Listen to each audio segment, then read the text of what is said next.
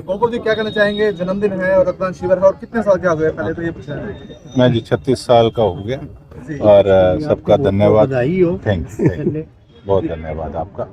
और सिरसा वालों के आशीर्वाद से एक मैं ये समझूंगा कि हार जीत एक अलग चीज़ है। जब 30 साल का ही था उस समय भी एक जो रिकॉर्ड बनाने का काम सिरसा वालों ने जो एक प्राप्ति कराने का काम किया, उसके लिए मैं बहुत आभार व्यक्त करता हूं मेरी सिरसा की जनता का।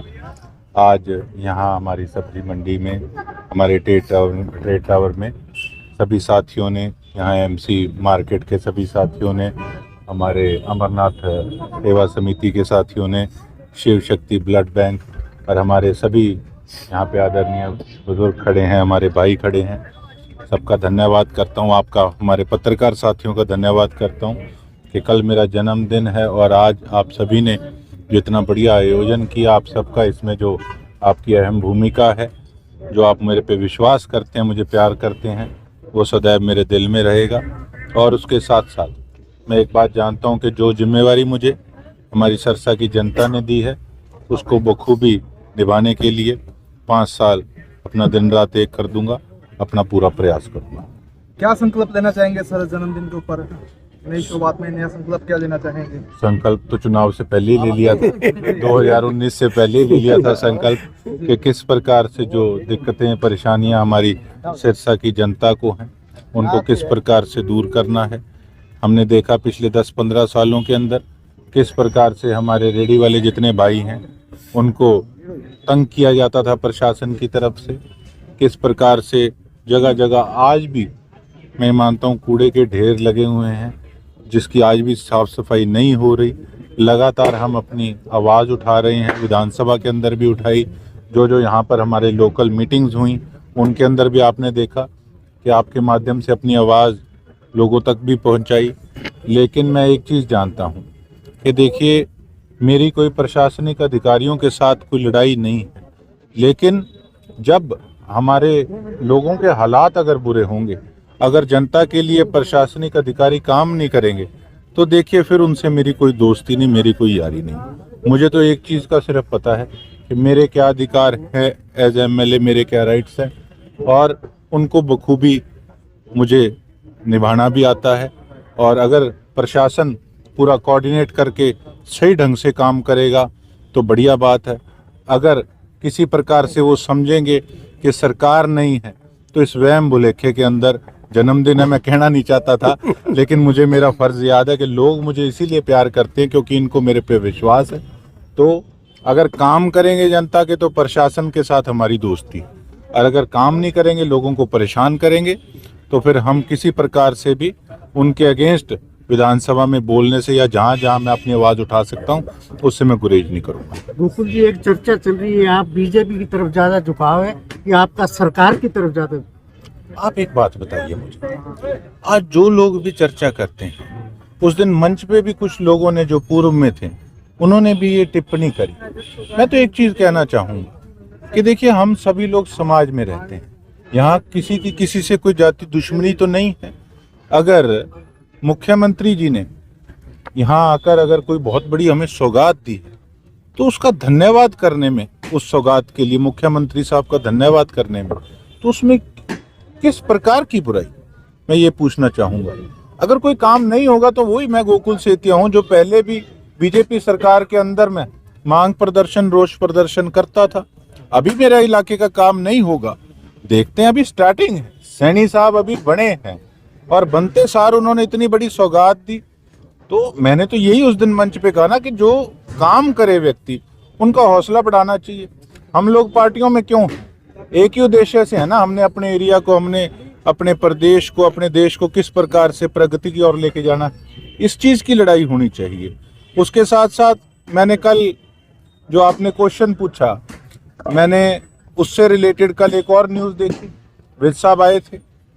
अब उनकी उम्र मेरे नाना स्वर्गीय लक्ष्मण दास अरोड़ा जी, उनकी 80 साल के करीब एज थी, और इनकी विज साहब की इतनी एज मेरे हिसाब से 80 साल के नज़दीक होंगे। तो अगर उनका मैंने पैरी हाथ लगा लिए तो उसमें किस प्रकार से क्या बुराई, मुझे ये समझ नहीं आती कि जो लोग इस प्रकार की बात करते हैं, ये बातें शोभा नहीं देती। बीजेपी के साथ नजदीकियां बढ़ती है ये चीज सर? नज़दीकियां, मैं आपको एक बात बता रहा हूँ, देखो मैं आज कांग्रेस पार्टी का एमएलए हूँ। कांग्रेस पार्टी ने मेरे पे विश्वास जताया, मुझे टिकट दी, मुझे चुनाव लड़वाया, मैं उनका धन्यवाद करता हूँ। लेकिन आप एक बात बताइए, विधानसभा के अंदर हम सभी इकट्ठे एक टेबल पे खाना खाते हैं, तो यहाँ पे अगर हमने धन्यवाद कर दिया, उन्होंने हमें कुछ यहाँ पे लोगों के लिए कोई सुख सुविधाएं दी, तो हम क्या मंच नहीं साझा कर सकते? वो कोई बीजेपी पार्टी का प्रोग्राम नहीं था, वो सरकार का प्रोग्राम था। और मैं समझता हूँ इसमें तो कोई किंतु परंतु किसी प्रकार से होनी नहीं चाहिए। अब इस प्रकार से तो मैं परसों एक शादी पे था, तो वहाँ पर खट्टर साहब भी मुझे मिले, मैंने उनके भी पैरी हाथ लगाए, तो इसमें किस प्रकार की क्या दिक्कत है? तो शहर में रैन बसेरा है, एक ही है, वहाँ सरकारी कर्मचारी रह रहे हैं, और पार्कों में दुर्दशा ऐसी हो रही है सर, नशेड़ी वहाँ रहते हैं, लोग घूमने के लिए जाते हैं, तो वहाँ वारदातों का खतरा भी रहता है, तो प्रशासन उस पर नहीं करता कोई कार्रवाई। देखिए, मैं एक इसमें क्षमा भी चाहता हूँ, माफ़ी भी मांगता हूँ। इसमें थोड़ी मेरी ये कमी रही है कि अभी 2 महीने के करीब मुझे भी एमएलए बने को हो गए, और मैं भी अभी चीज़ों में लगा हुआ हूँ। कुछ तो मैं आपको सही बताऊँ, इन दिनों शादियाँ बहुत हैं, हर जगह पहुँचना करना, तो सारा दिन मेरा उसी में लग जाता है। उसके साथ साथ काम की तरफ भी पूरा ध्यान है मेरा। मैं ये नहीं कि केवल एक मीडिया के माध्यम से या अपनी सोशल मीडिया के माध्यम से मैं उसमें शोर डालता रहूं। जो भी कागजी कार्रवाई हो रही है, पहले मैं उनको कर रहा हूं, मैं अपनी मांगें लिखित में दे रहा हूं सरकार को, प्रशासन को, तो देखते हैं वो उस पर क्या एक्शन लेते हैं। और उसी चीज़ की वेट है कि मुझे उम्मीद भी है, जो मैंने पहले कहा, कि प्रशासनिक अधिकारी हमारी बराबर सुनवाई करेंगे, हमारे काम करेंगे, और ये सरकार जो है वो सबको एक समान लेकर भी चलेगी। नगर परिषद में सर भ्रष्टाचार है लगातार, आपने पहले भी मुद्दा उठाया। अब रेन बसेरा जो है उसमें सरकारी कर्मचारी रह रहे हैं, और बाकी समय ताला लगा रहता है, शाम के टाइम ही खुलते हैं, जब अधिकारी ड्यूटी करके जाते हैं वहाँ रहते हैं। देखिए, मैं तो अब बेशक कई बार मजबूरन दिन के प्रोग्राम ज़्यादा होते हैं, मैं कई बार शाम को भी लोगों के बीच में बैठता हूँ, उनके काम सुनता हूँ और अफसरों को फ़ोन करता हूँ। मैं ये समझता हूँ कि जो ऑफिसर्स हैं वो लोगों के सेवक हैं, जो मैं पहले कहता था, तो उनको 24 घंटे जब हम काम कर सकते हैं तो उनको भी गुरेज नहीं होना चाहिए काम करने में। तो इस चीज़ की कोई टाइमिंग नहीं होती, और हर प्रकार से मेरे एफर्ट्स जारी हैं। काफ़ी दिक्कतें हैं नगर परिषद के अंदर भी, आपने देखा कि जब लोगों की प्रॉब्लम्स आई तो मैंने बल्कि लाइव होकर वो चीज़ें जनता को भी दिखाई, उस करके कईयों को उस चीज़ से इरिटेशन भी हुई, जिन्होंने मुझे बिन मांगे एडवाइस देने का काम किया कि ये किस प्रकार से क्यों कर रहे हो। तो कोई बात नहीं, देखो लोगों ने वोट डाले हैं, लोगों को पता होना चाहिए काम किस प्रकार से होगा। और उसके बाद आप ये देख लीजिए कि तहसील हो, बेशक नगर परिषद हो, उनके अंदर पहले से सुधार हुआ है। ये मैं नहीं, यहाँ जनता खड़ी है, आप जनता से पूछेगा। उतना नहीं है 100 में से 100%, लेकिन पहले से फिर भी अफसर 100 बार सोचता है कि कहीं फंस ना जाए। तो मैं अफसरों को यही कहना चाहूँगा, सिरसा में रहकर काम करना है तो अपनी सोच, अपना काम करने का तरीका बदलना होगा, नहीं तो हम तो किसी प्रकार से पेंडा नहीं छोड़ेंगे।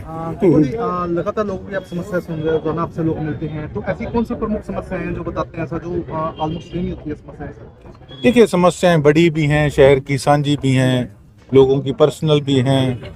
कई लोग फैसले कराने भी आते हैं, हालांकि उसमें मैं कम इंटरफेयर करता हूँ।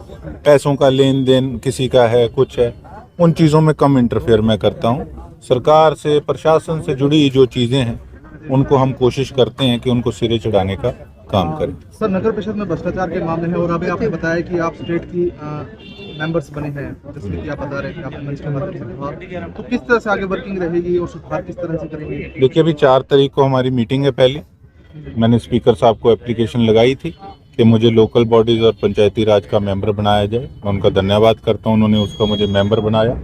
और हमारे डिप्टी स्पीकर साहब उस कमेटी के चेयरमैन हैं। अभी पहली हमारी मीटिंग होगी और मैं उम्मीद करता हूँ कि हमारे जो डीएमसी साहब हैं सिरसा के, बेशक ईओ साहब हैं, ये पहले जो ईओ का हाल था और जब डीएमसी नहीं थे तब कितना बुरा हाल था, लेकिन अब हम काम जो कहते हैं, मैंने ये देखा कि पहले से काफ़ी सुधार है। लेकिन धरातल पर जो चीज़ें होनी चाहिए, जैसे स्ट्रे कैटल फ्री मैंने कहा था, एक दिन अभियान चला, उसके बाद मामला ठंडा हो गया। तो मैं एक ही बात कहना चाहूँगा कि देखो, ये नहीं कि मुझे रोज़ कहना पड़े कि आपके क्या फ़र्ज़ है, आपके क्या कर्तव्य हैं। देखो, अभी 15-20 दिन, महीना लगेगा, उसके बाद इसी काम पे हैं, चौकों में बैठेंगे, अफसरों को लेकर मोहल्लों में घूमेंगे। और अगर अफसर सही ढंग से सुधार सिरसा में नहीं करेंगे, बेशक मुझे माननीय मुख्यमंत्री जी को, बेशक अनिल विज जी हमारे ग्रीवेंसेस के चेयरमैन हैं, बेशक उनको किसी दिन यहाँ पर बुलाकर उनको रिक्वेस्ट करके कि आप आइए और शहर के अंदर वो जगह दिखाने का काम करेंगे कि प्रशासन ने क्या हाल बना रखा है, और उस समय जवाब देना मुश्किल हो जाएगा। तो अगर खुद ही अफसर सही ढंग से काम करें तो उनके लिए बेहतर रहेगा। यानी सुधार वरना सुधार। मेरा काम क्या है? मेरा काम क्या है? वोट इन्होंने नहीं लिए, वोट मैंने लिए हैं, इसलिए ये जवाबदेही भी मेरी बनती है। मुझे भी कोई शौक नहीं है कि 24 घंटे अफसरों से लड़ने का, लेकिन ये मेरा फर्ज है। और अगर सही ढंग से कोऑर्डिनेट करके सभी चलेंगे, मैंने कोई अपना पर्सनल काम तो कराना नहीं। अब आप देखिए कि 400-450 के करीब शिकायतें थी पब्लिक हेल्थ के अंदर, उसके अंदर से 355 के करीब जो है मामला वो सही हो चुका है, उन पे हमने काम किया है। और आपको लिस्ट भी चाहिए होगी तो वो भी मैं प्रोवाइड करा दूंगा। तो जो काम किए हैं वो आंकड़े हमारे पास हैं। हमारे रहते आप बेरोजगार क्यों हैं? सरकारी नौकरी की सबसे अच्छी तैयारी, सबसे अच्छे अध्यापक, सबसे कम फीस, हरियाणा का नंबर 1 कोचिंग सेंटर ICS। संजीवनी अस्पताल बाल एवं शिशु रोग, general surgery, plastic surgery, neuro surgery, नेत्र रोग, फिजियोथेरेपी, स्त्री एवं प्रस्तुति रोग, हृदय एवं शुगर रोग, हड्डी एवं जोड़ रोग, कार्डियोलॉजी, दंत रोग, इमरजेंसी चिकित्सक सुविधाओं में एक भरोसेमंद नाम है। ICU, NICU, cath lab, hair transplant, private कमरे, urology, CT scan, laparoscopy, accident, trauma, heart attack, जले का इलाज, डायलिसिस की सुविधाएं उपलब्ध हैं। सभी मरीजों को खाना फ्री दिया जाता है। आयुष्मान भारत हरियाणा सरकार और रिटायर्ड फौजी भाइयों के इलाज, इंश्योरेंस और TPA पैनल पर सभी सुविधाएं उपलब्ध। पूछताछ मोबाइल नंबर 7027566691